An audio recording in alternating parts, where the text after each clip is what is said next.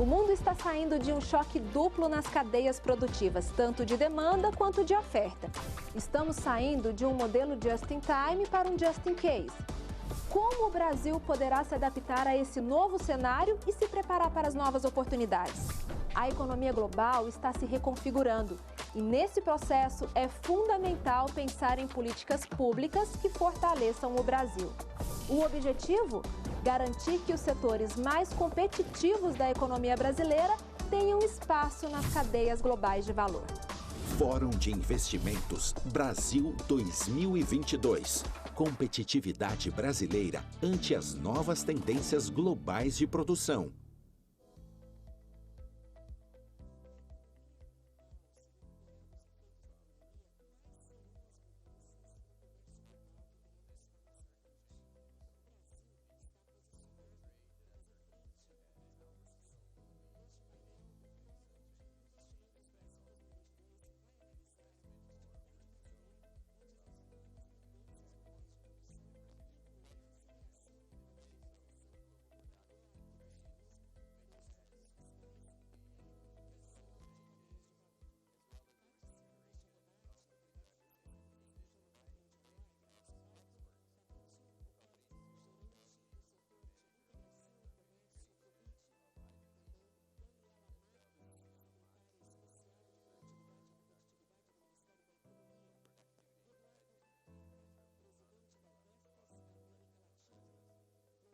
America, Fabiano Peixoto Vieira Neto, who's the president of Brazilian company of Telegraph.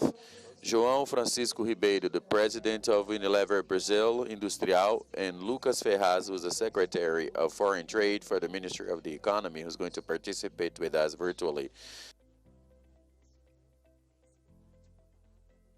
And now we hand the floor to Fabrício Aperti, the moderator. Thank you. Prezadas autoridades, senhoras e senhores, bom dia. Good morning. Welcome again to the 5th edition of the BIF Brazil. I am from Uruguay, but I would like to start by saying a few words in Spanish, which is a mixture of Brazilian, Portuguese, and Spanish. By the way, at IDB, we say that Portuñol is the official language of Mercosur, and it is with a lot of joy and enthusiasm that we, for the 5th time, we are part of this important event, and we do it together with the Brazilian government. But not to complicate the lives of the poor interpreters, I will start speaking in English, since we are going to have a bilingual Welcome all the panelists and the guests that are joining us today. I'm Fabrizio Perti. I'm the manager of the integration and trade sector of the Inter-American Development Bank in Washington, D.C. at headquarters. Our mission is to promote trade, to promote integration. We believe this is a means for economic prosperity, for employment, and both public and private, much like this panel, are the protagonists in this process. Much has been said this past couple of days here at this amazing and vibrant event with entrepreneurs from all over the world that undoubtedly see in Brazil an opportunity, not just in theory, in practice. And much has been said about this, about the reconfiguration of those value chains in the world, those tectonic plates of international trade and investment that are moving slowly, but are moving in certain directions. And we believe the region, and Brazil in particular, has much to capture from that. McKinsey last year surveyed the biggest companies in the world, and almost 90% of the respondents said that they were thinking of regionalization. At the World Economic Forum in Davos, the last edition was filled with discussions on rethinking globalization, on decoupling, and on this new phenomenon. And as you know, the CEO of BlackRock, Larry Fink, in his letter to shareholders, talks about this and spotlights Brazil in particular as one of the most direct beneficiaries of this phenomenon. And growth has come back to Brazil. In 2021, the real GDP grew by 4.6%, and so did exports. They actually grew 35% in 2021, but the intra-regional exports, the exports that Brazil does to Latin America and the Caribbean, grew by 50%. And just out of the oven last week came the UNCTAD report on foreign direct investment, and Brazil's FDI in 2021 grew by almost 80% to over 500 billion. Undoubtedly, the numbers are behind these affirmations. And finally, at the IDB, we're analyzing this in each of the countries in the region. We're analyzing the opportunities at the company, at the sector level. And our initial analysis for Brazil concludes that if Brazil could capture 15%, 15% of current US and Latin American imports that the US is buying, of goods and services that Brazil is already exporting, but the US is buying from outside the hemisphere, it can capture $8 billion of goods and services that Brazil already exports. So the opportunity is there. Let this panel be a microcosm of Brazil's potential and of future opportunities. Without further ado, let's get started. And we're going to start with Daniela. Benvinda, Daniela. We know that the Special Secretary for Productivity and Competitiveness is the body of the Ministry of Economy, Secretaría de Economía, Ministerio de Economía, responsible for the integrated management of programs and policies that might result in increased productivity, competitiveness in Brazil. With this mission in mind, how is the Brazilian Ministry of Economy working to achieve results in terms of economic growth? And what were the main actions made in recent years in the competitiveness and productivity agenda?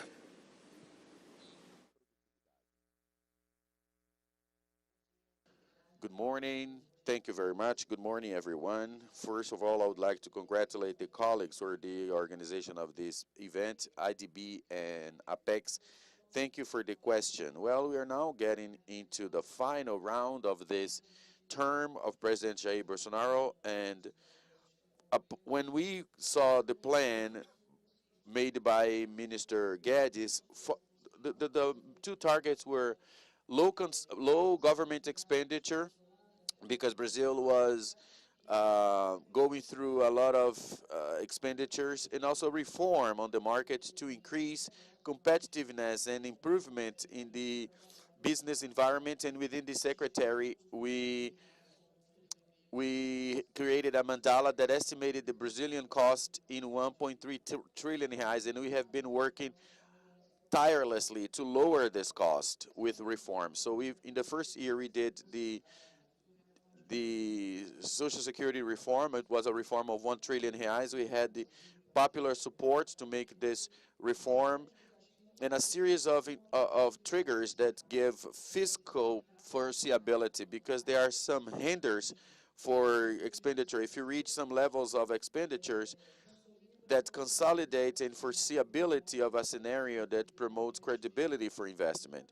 Now, getting into the dimension of the reforms to the market, so after the pandemic, we had the bankruptcy law, freedom economy. We are unfortunately hit by the pandemic, so we had to reassign the project or the plan in effort not to save any efforts in the fight against the pandemic and preserving health and the economy and employment.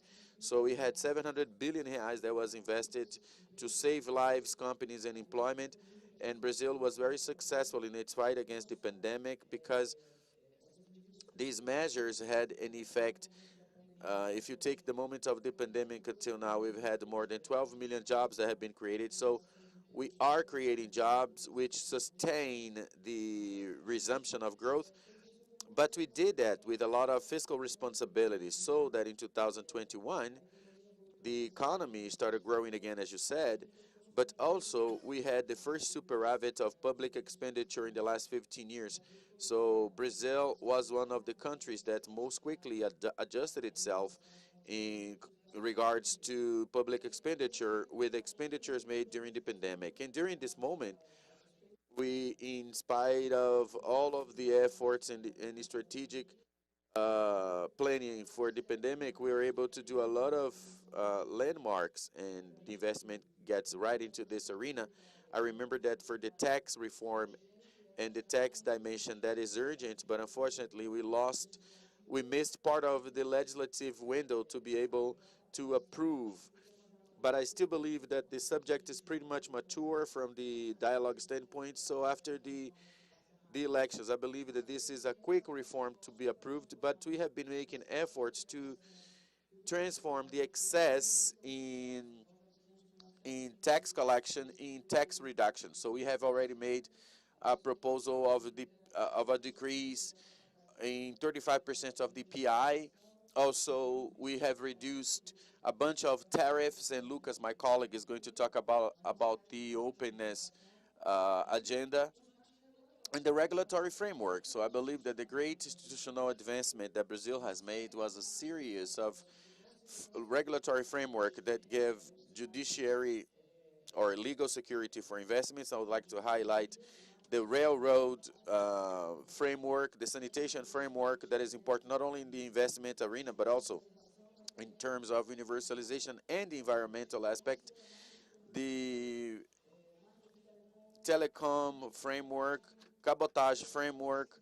So more than 10 regulatory frameworks that have been approved, and the Secretary has been working hard, especially in the infrastructure agenda that today consolidated within a joint initiative of the government along with IDB to monitor an investment monitor. And this what make us feel easy, because today only through the concession program of the federal government we are talking about more than 800 billion reais in investment that have already been contracted for the next 10 years in Brazil, and this is all transparently connected with the agenda. And in this monitor is available by sector, by region, by capex, and by chronogram of disbursement, and it of course will promote a good environment for business, because along with these investments we have the supply chain and job creations. So I would also like to highlight the independence of the central bank, which we did during the pandemic, and that is an institutional advancement in terms of political governance. And the 5G auction, Brazil was the first country in Latin America to do that concession and to bring the 5G. So that makes us feel very much comfortable in terms of innovation. So this framework puts us in a position that is pretty much competitive today in the world. We're talking about an open political regime of a solid democracy to promote and attract investment. Thank you. Daniela, Thank you, Daniela. and thank you for those very clear ideas on the level playing field for business. President Peixoto, Floriano, Presidente de Correios. Correios is a business that has had to reinvent itself through the centuries of existence. It actually goes back to 1663, when the first postal activities began in Brazil, with a famous letter from Pedro Baix de Caminha, a member of the Portuguese expedition, to the King of Portugal, Dom Manuel I. In this letter, Pedro describes the newly discovered land of Brazil. Correios is not merely a mail package or delivery company, and talking about its evolution, about reinventing itself, Floriano, Brazil is part of the global economy that demands reliability and just-in-time delivery. And Correios, in fact, is a global logistics network that facilitates trade with the world. What is the role of postal organizations like Correios in expanding access to these global markets? Bom dia a todos, senhores. I would like to put out my pleasure to be here. I'm Floriano Peixoto Vieira Neto. I'm president of the Correios. Since 2019, we're almost 360 years old, and the only one that is present in all municipalities.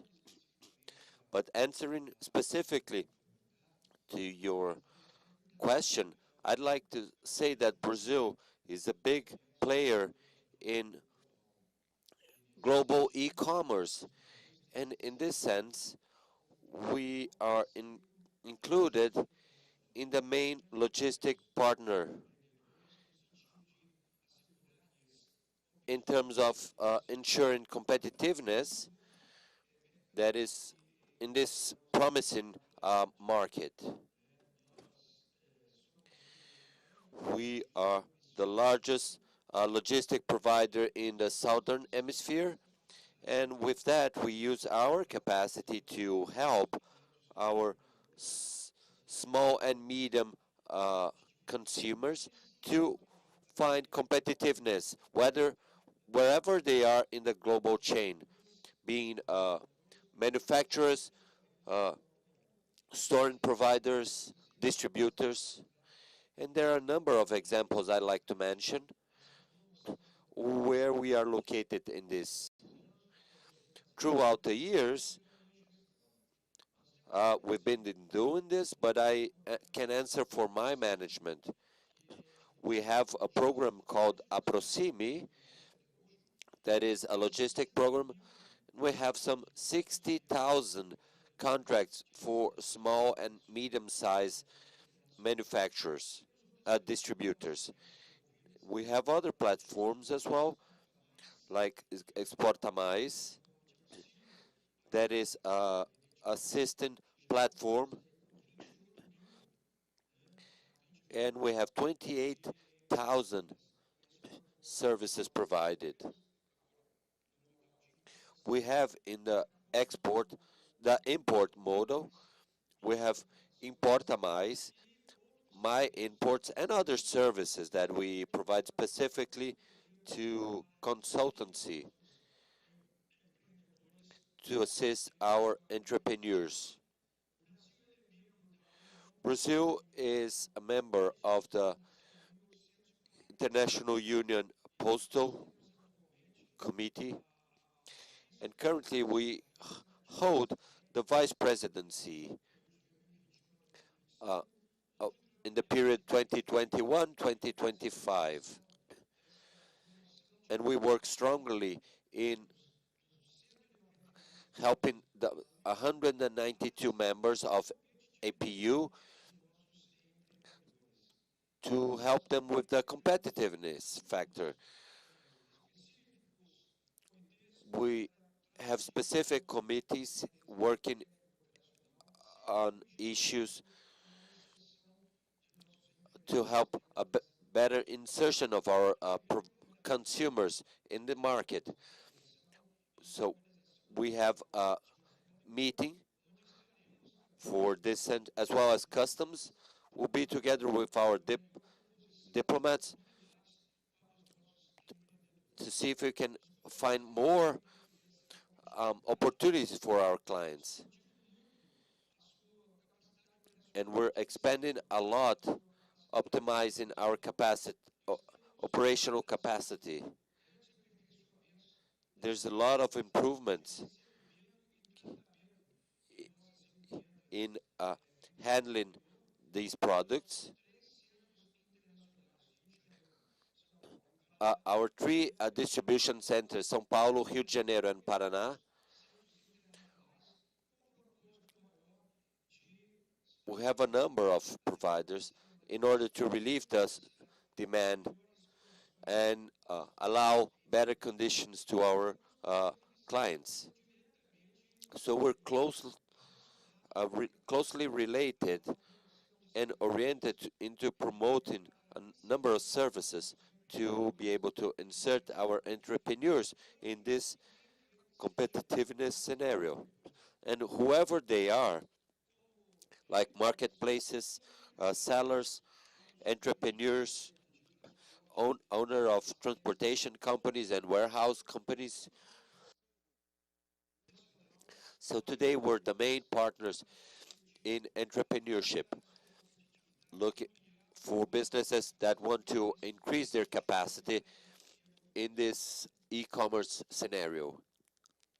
Muito obrigado, Floriano. Thank you very much. Now we turn Floriano. to Lucas And now we Ferraz, turn to, who is, Lucas Ferraz, joins us from Geneva, I think.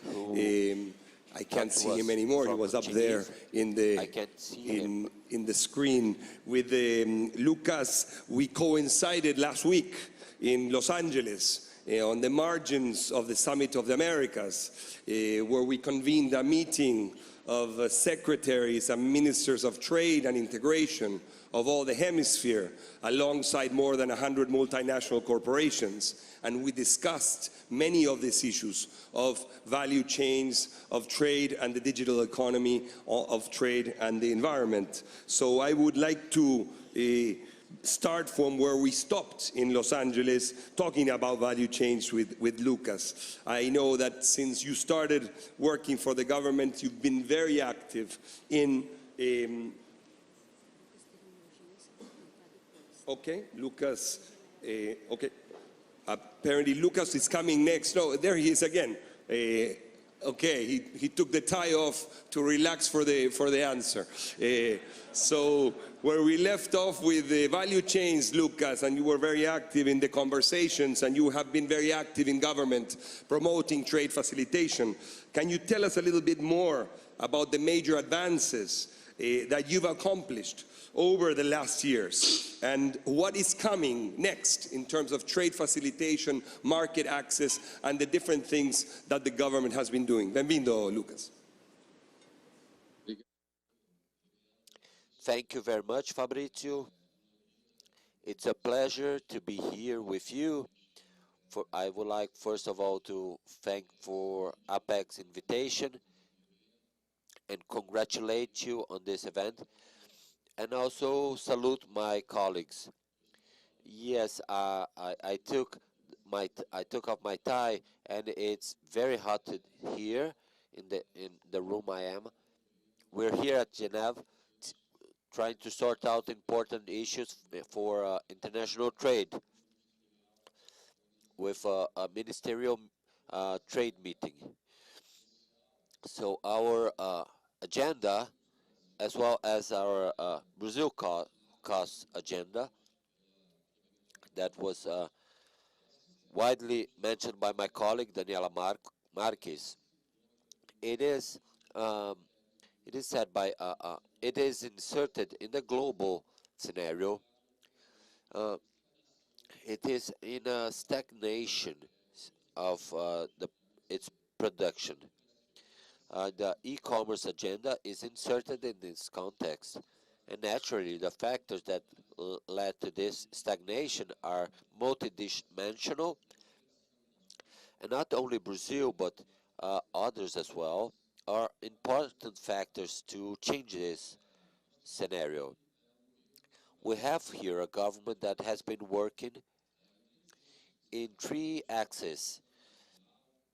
The first one is international integration, so strengthening commercial agreements, Mercosur reform, and the third axis, that is put down non-tariff barriers. And this is very important because we're not doing international integration only looking at tariffs. We have to look at non-tariff barriers as well, especially mentioning 21st century commerce. And so very briefly, our agenda is large, is wide, and we have in the first axis, we have in 2019, we concluded 5 of the largest commerce agreements in the world. One with the European Community. These are very hard teams. Of course, this is due to the past government, but with the request of President Bolsonaro, we were able to conclude this negotiation in terms of Mercosur. We also finished negotiation with NAFTA, Argentina, Mexico, Paraguay.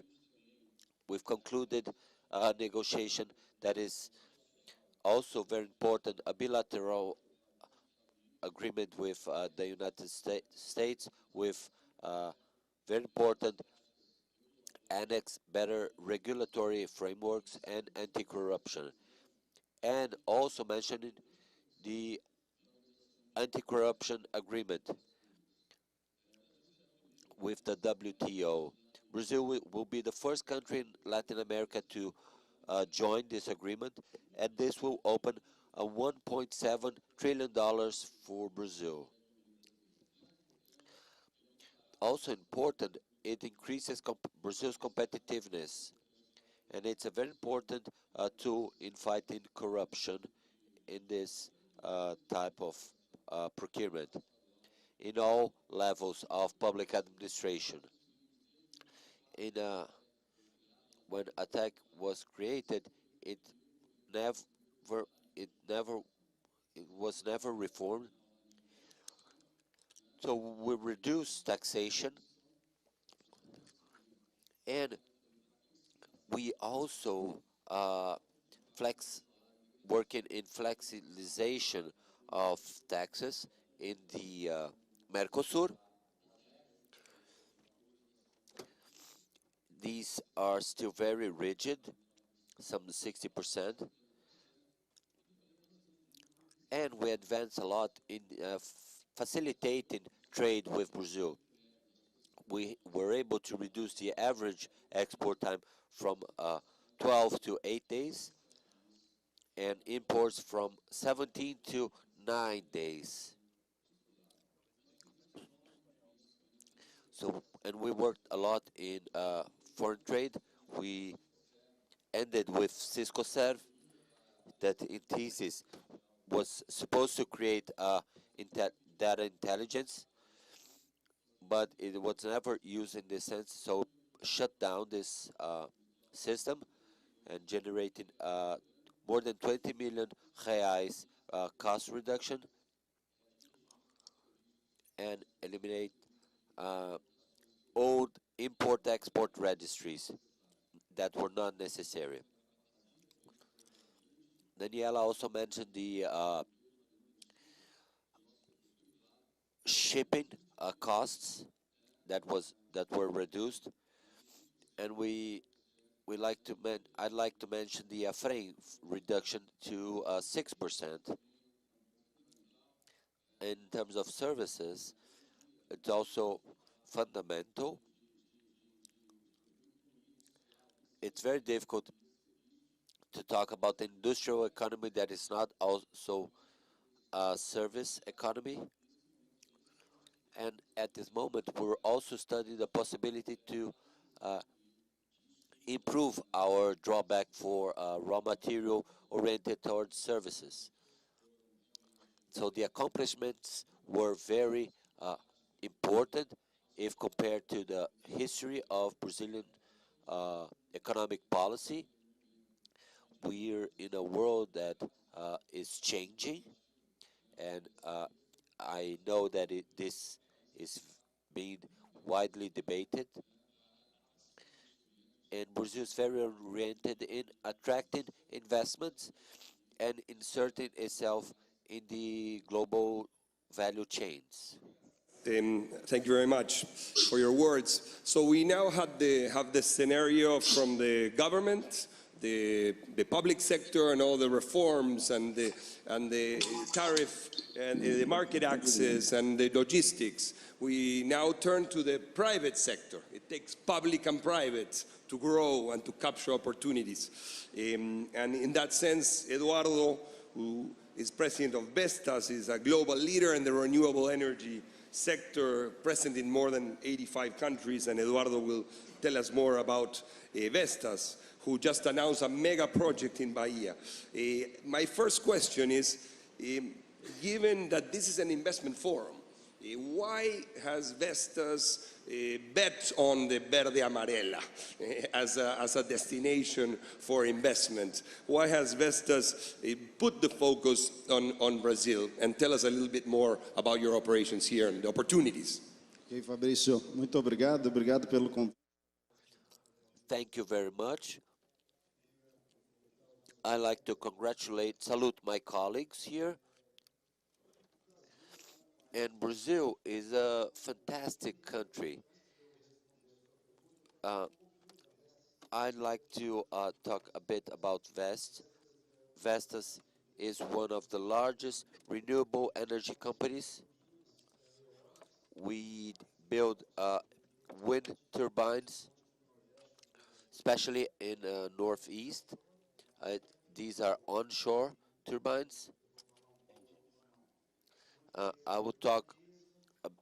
We're a Danish company. We have some 30,000 employees, and we have presence in 90 countries. Today, Vestas has 51 gigawatts installed all over the world. And we have contracts 20, 30 years long in these countries. We have 23 gigawatts power. And so we are a company with a revenue of 6.2 billion euros a year. And as per your question, Brazil has one of the best winds in the world. We play at Vestas that Brazil is wind Disneyland. It's very favorable. We have strong winds, one direction, and very little turbulence, which makes it very easy to generate energy. So the first opportunity is onshore, the wind farms on land. A few years ago, we are the ranked 15th position in wind farms, wind energy, and today we're second. So this is the progress that we've been working. So some 20% of the energy generated in Brazil is through wind energy. And in the world is very far from this, because we compared with hydroelectric energy. And between June and November, we have the consumption is through our wind energy. So we have a large opportunity in terms of growth. Another opportunity is the offshore. Brazil has January 2022, the government made it official to generate wind. We believe it's a big opportunity for the following years. When we talk about offshore, it's a longer time. An offshore project is 5 to 10 years to go from paper to operation, but it's a very important step in this agenda. So we've seen more than 105 gigawatts registered at IBAMA to receive the certificate and explore these opportunities. So we have 3 important clusters in Brazil. First is Northeast. We have almost 43 projects that are very important for export. We also have a cluster in Rio Grande do Sul with 30 gigawatts. In Rio and Rio Grande do Sul, They're also very important because they're close to the demand when we consider grid and transmission lines. The offshore will be a big opportunity for everyone in the following years. Another important point is the green hydrogen that has been discussed all over the world. Bloomberg has raised 19 countries and has compared what is the country with the less cost of hydrogen in the whole world. And Brazil was #1 at this paper. Why? Because we have a very good resource. So I think the green hydrogen will be an excellent opportunity to our country, inclusive to export, because if we think about the geographic position of the country, it's really good. We have fantastic onshore and offshore resources in north and northeast of Brazil. So we are 7 days by ship to Europe, 4 or 5 days to Africa, also close to New York. So our geographic position gave us a very privileged position, state. So you have to remember that the hydrogen has infinite applicability with low cost and high scalability. So of course there are challenges how to transport hydrogen, all the supply chain of it. There are a lot of challenges, but it's a project to be developed along the years. So at the end, I think to invest in Brazil, do the energetic transition. We have seen a fast transition all over the world. Renault has launched a hybrid car 2 weeks ago, electric with hydrogen, with 197 miles of autonomy. So we can start see the trams of Germany, the urban trams, they have to be on hydrogen until 2050. We're talking about almost 2,000 units in Germany. And we can see a very big movement of the oil companies, like Total Energies. If we check on the website, they have a plan to build 100 gigawatts of renewable energy until 2030. It's quite aggressive. So I think that's it. And Brazil will be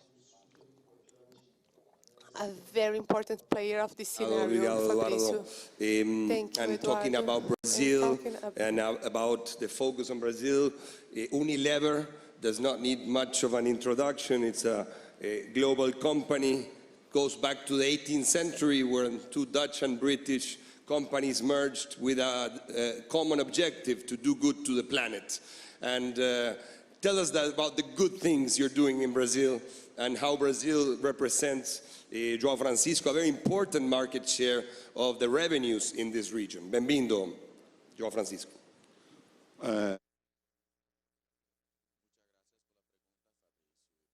Thank you for the question. Good morning, my panelist colleagues. I'm responsible for the supply chain of Unilever in Brazil and president for the Unilever Industrial, and I work for 30 years in the supply chain. The strategic plan for Brazil is systematically reviewed every year. We are reviewing it. And I remember that the first time I was engaged in the strategic planning for the manufacturer, it was in 2000 when we did a big revision consolidating many manufacturers for the regional supply. When, as you know, we have more than 90 years, but I used to say that we have more than 120 years because our plant, our oldest plant is from 1900 of the soap Dove. If you're talking about more recently, I think a very important project that has a lot of apprenticeships, that was our plant building in 2015 in Aguaí. It's a 30,000 inhabitants city near to São Carlos, in the state of São Paulo, where we have built a plant to produce all the deodorants for Brazil. Despite being these aerosol leaders in the production in Brazil, our production were coming from Argentina. So we have invested 500 millions of real and have generated 250 job positions. How have we taken this decision, and how do we decide on strategic matters in Brazil? Well, the size of the market is really big. There are opportunities to grow in many different areas. The second point is the disponibility of a good infrastructure of water, transport, and services, because we can find a very good in this region here too. You see that the plant was supposed to operate with 50% less energy than the similar plants in the world. It's a very efficient from the energetic perspective. And the third point is to deliver the chain of suppliers.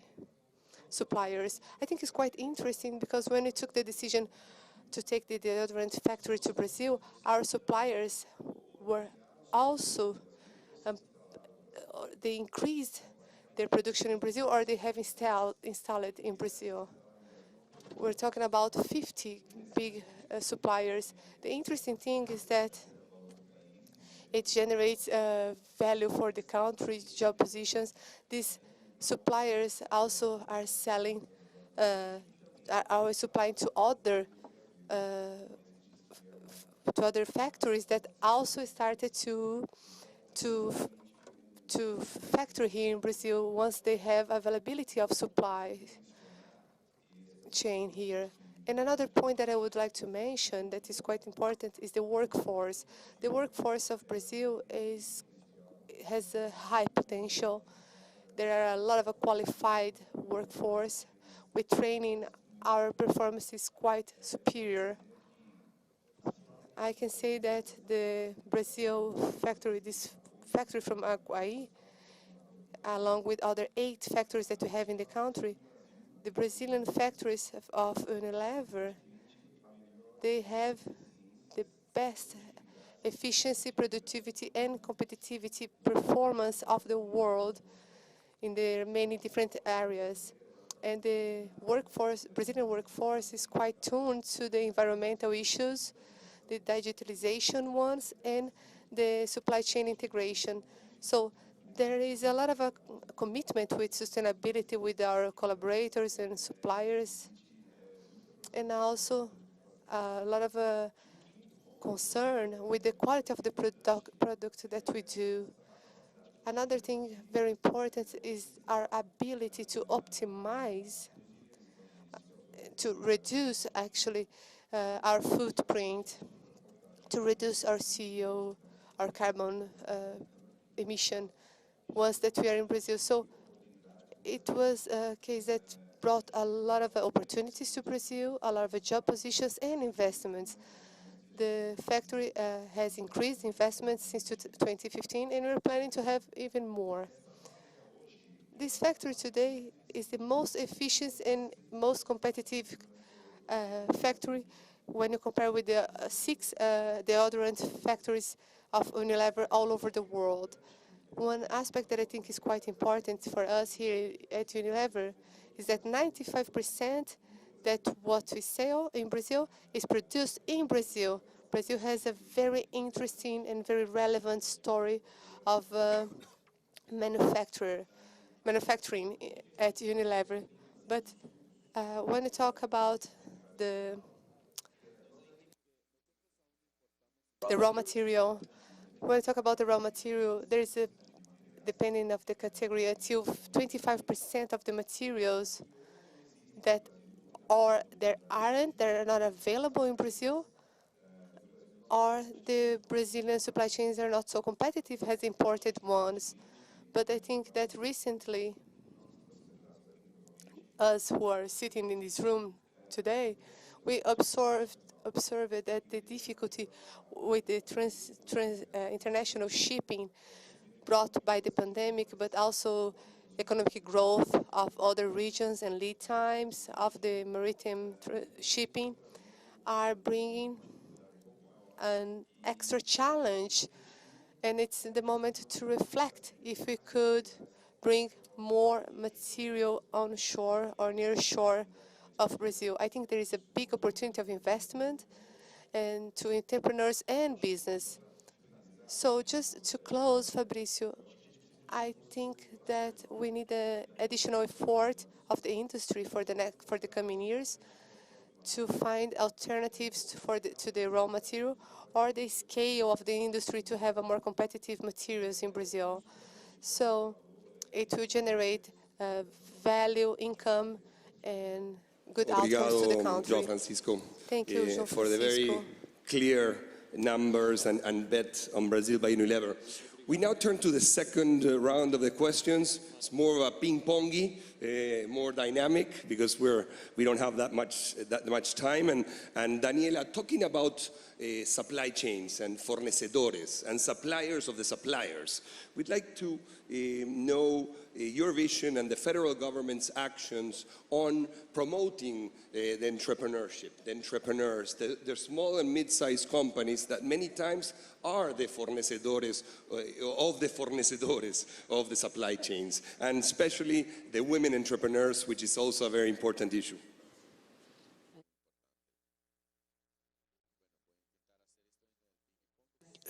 Yes, I'll try to do a ping pong because we did a lot. We worked a lot in focusing on small businesses. 95% of companies in Brazil are micro and small businesses. We're talking about some 14 million new micro entrepreneurs each month. So we're talking about economic liberty law. We approved a bill to digitalize notary services.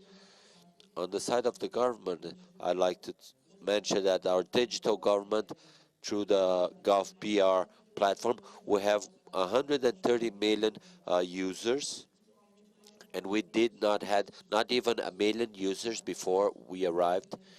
And many of the services are focused in micro, small businesses, vaccination passport, driver's license, and more.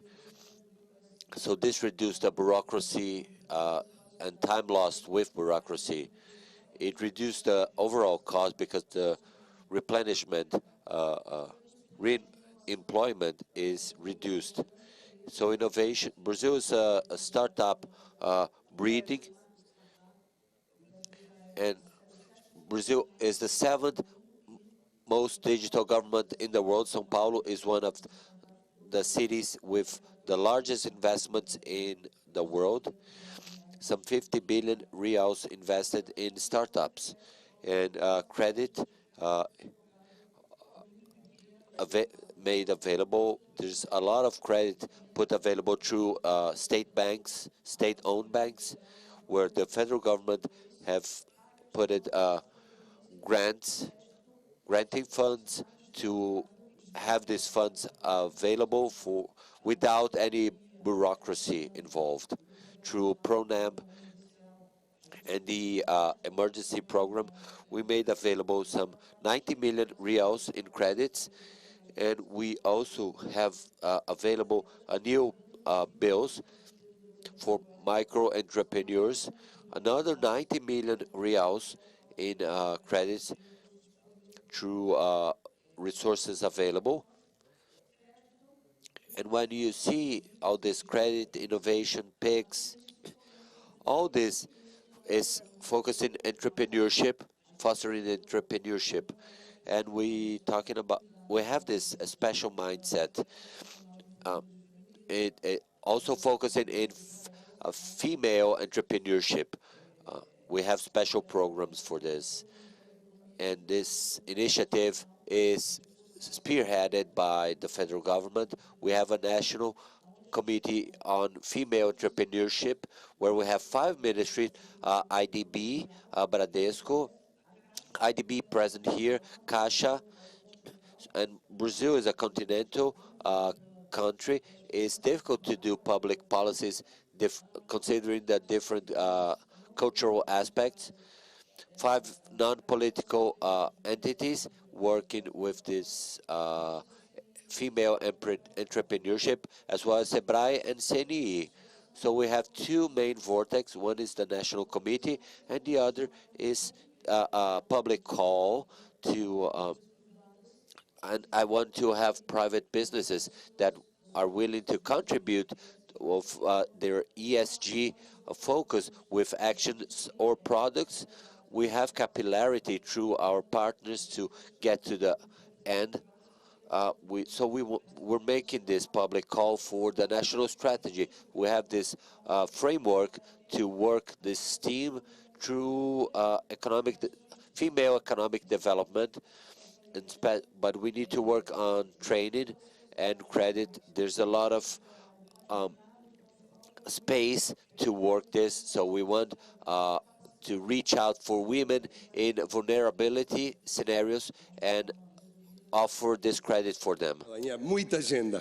Parabéns. And you're getting more clients even today. Congratulations. So we sign up. Só fazer, tem Just I'd like to say there's a portal, portal.gov.br. There's a public call for this Floriano, entrepreneur woman. Logistics, infrastructure, Correios. What are you doing there? Very important for trade. I'll be brief and objective. The Mail, Correios company Mail, has done deep modifications to bring the company within a context that meets the needs of our clients, to improving our structures, not only of the functional culture, but operational as well, and rationalization of process and routines, but also management of technology and all the supply chain, and investing in modernization. So we are investing in IT, in the treatment units with the equipment to speed up the treatment and movement of our loads. We have invested in security. Equipment has the X-ray and softwares to avoid hackers attack acting in cybersecurity. All of this aiming a big goal of offering solutions, easier solutions, and more attractive to our clients.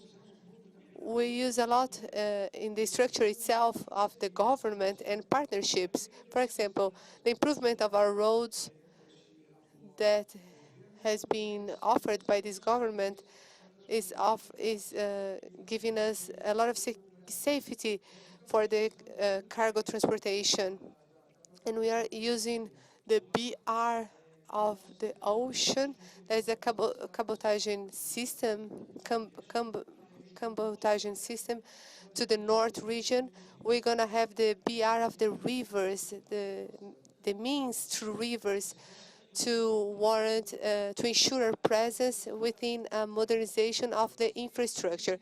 We have a partnership with the federal police to ensure the continuity of our transportations, and partnership with Apex, that's the qualification for exportation that are improving along with our technician, the condition of our exporters. All of this to ensure competitivity. Remember that our biggest goal are the medium and small entrepreneurs. When we do that, we believe that we are expanding, scaling the opportunities to all of them. Our focus is in our clients, and they know that we are being able each time more to meet their needs. So we are improving since the marketplace in the many different operators. With that, I consider that we are the best logistic partner, international and national, Floriano. to our partners. We now turn to Lucas. if we see you on the screen, hopefully very soon. Lucas, there you are. Cadeas de valor. The configuration of global and regional supply chains. It's the word of the moment. Much has been said in this forum. How can Brazil take advantage of this? The IDB, we're very happy to be supporting the country, but what can you tell us? What things can be done to capture these opportunities? Very well, Fabrício. I think these global chains, this so-called reconfiguration, this serves some qualifications, sort of saying. It's a phenomenon that has been happening for a while, since 2008 at least. We can see a deceleration of the international fragmentation. This fragmentation started in 85. In the 90s, it had reached a peak. And then it started international trade growing three times fold. And in 2008, with the big international economic crisis, better saying, from the biggest economic crisis that we know, the world was getting 66% of the international trade correspondent, and from then on, it stagnates at this plateau. It was a natural process. There was nothing surprising there. When you talk about international fragmentation and creation of international value chains, and you talk, it's a process that gives us guidelines. When you compare with the productivity of China that is growing, all the salaries are growing as well, and then the companies start to rediversifying their segments, inclusive to the other countries, as Bangladesh, Vietnam, or Indonesia itself. So recently, this phenomenon get a special feature with contours, stronger contours and sharper. It's connected to the commercial war between China and the United States, with the pandemic and Brexit, and more recently with the war, unfortunately, war between Ukraine and Russia. I personally don't believe in deglobalization theories, as a lot of people are talking, reshoring. Then we're going to start to produce everything locally. It doesn't make sense, because to bring local production don't make you get rid to supply chain problems. Of course, there is an increase of risk, and the solution is the diversification of suppliers. It's a phenomenon that we have been observing. Then you get near-shoring or freight shoring. In other words, to bring the production as closer as you can with bigger number of suppliers and reliable ones. In this sense, I think Brazil is quite well positioned, because it's a consolidated democracy. It's a big exporter, commodity exporters of metals, minerals, and so on. We have a series of products that are necessary to the West world. And why not saying that this new geopolitical moment opens possibilities to formalize the agreement, Mercosur-European Union. As you said, Fabrício, last week in Los Angeles, there is a perception also from the American side that this is a phenomenon that is happening, and there is a need of the United States themselves to lead the consolidation of the countries in South America. And of course, Brazil is a protagonist here. And there is a scenario as well of a launching of an initiative. Of course, there's a lot to be done.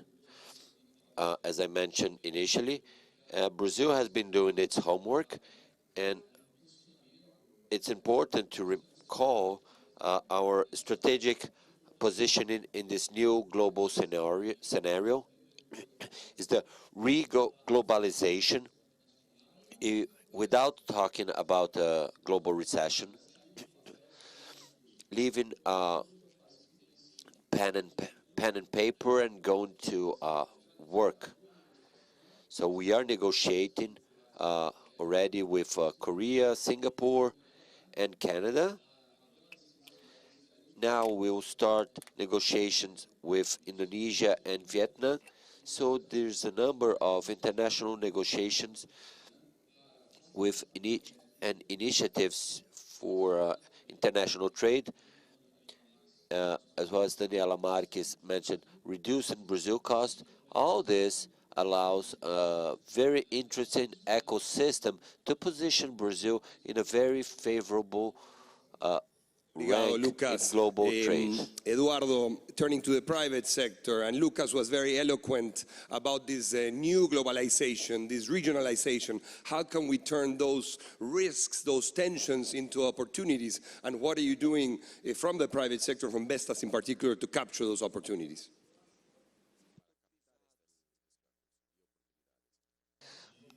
I believe that there will be a few opportunities in regionalization, not for everything, but in a few sectors. For example, freight costs increased, it's very high.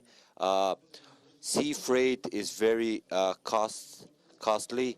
The freight cost today bringing a tower from China is higher than the product itself.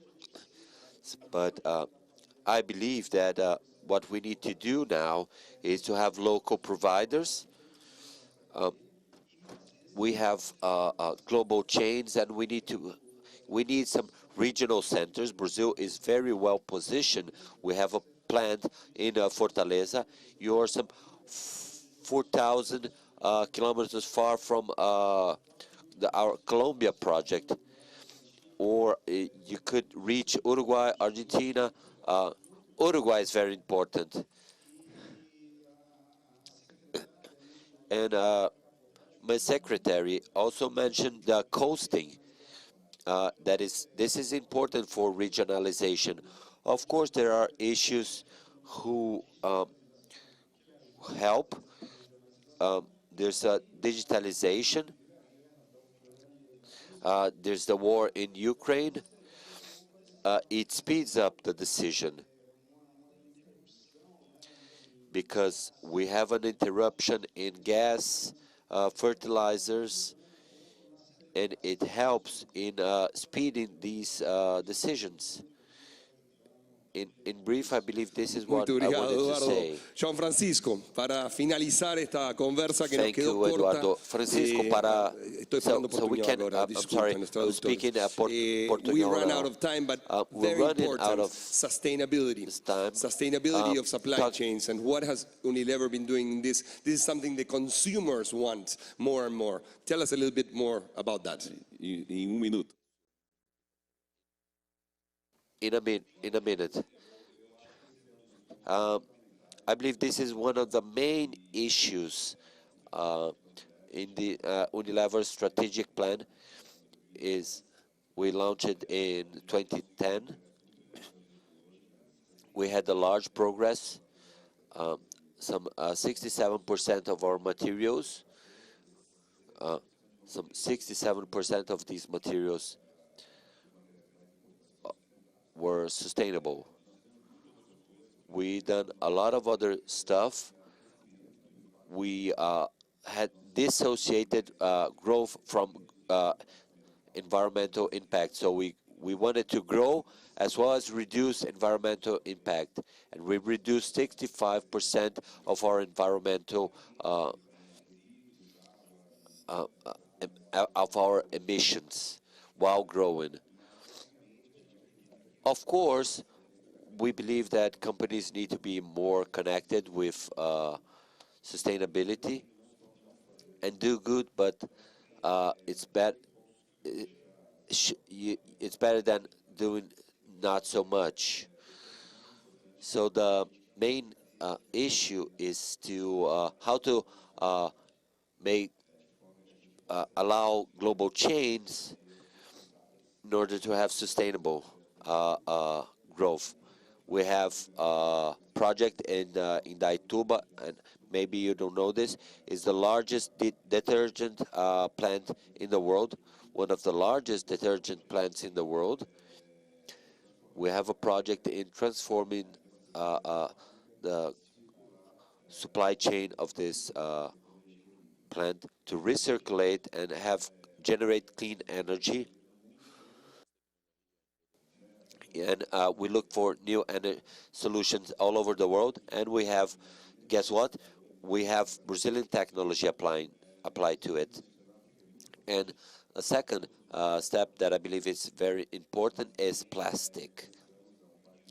We also started a project to build an ecosystem in reuse recycled resin, and we had to build this chain from collecting plastic to a granulate portion.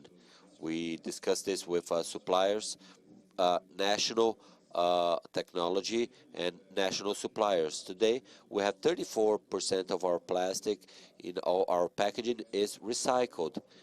And we're not larger because we're still developing the collecting chain.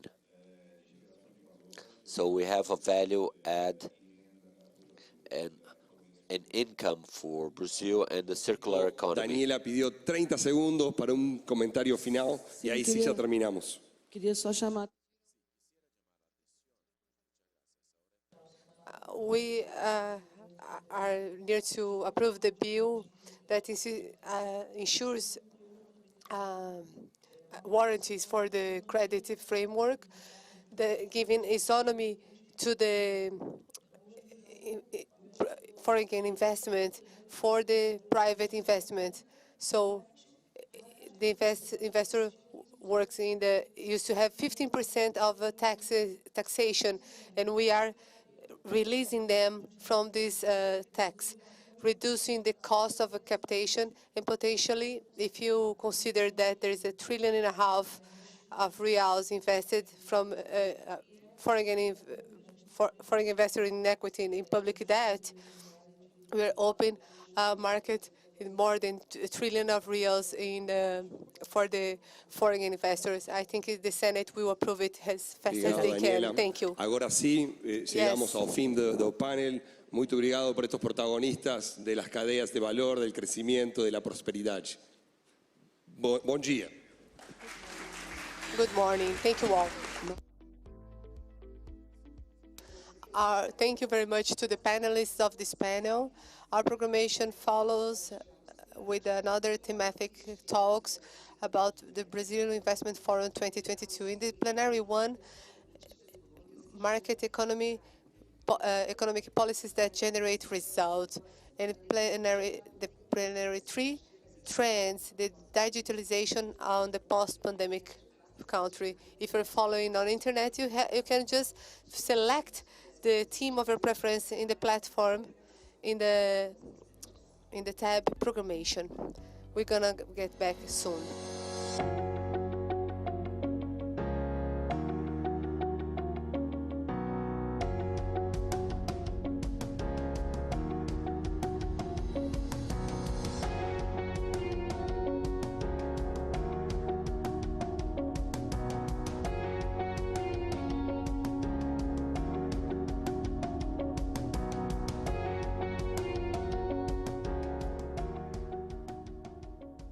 As inscrições para a 6ª edição do Corporate Venture em Brasil estão abertas.